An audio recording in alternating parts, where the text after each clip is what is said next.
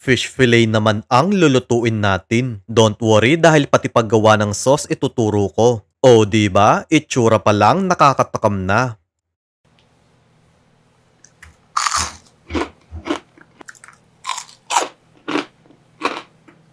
Gagamit tayo ng cream dory. Then, hiwain lang natin to.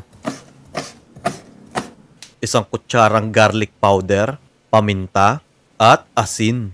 After nating mahalo, iset aside muna natin. Kalahating tasang mayonnaise, bawang, asukal, asin, paminta, at konting tubig.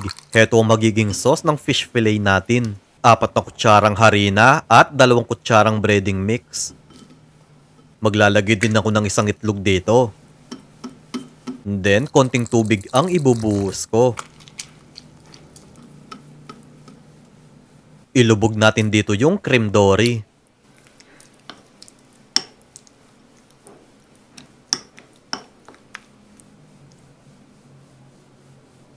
Tapos, balutan naman natin ng breadcrumbs.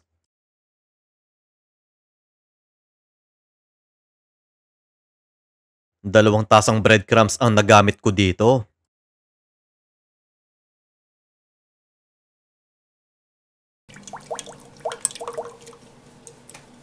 Pirituhin natin to into low heat para hindi agad masunog yung breadcrumbs natin.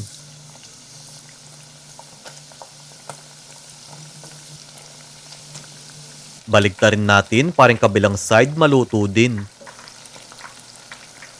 Then, ilagay muna natin sa strainer para matanggal ang excess oil.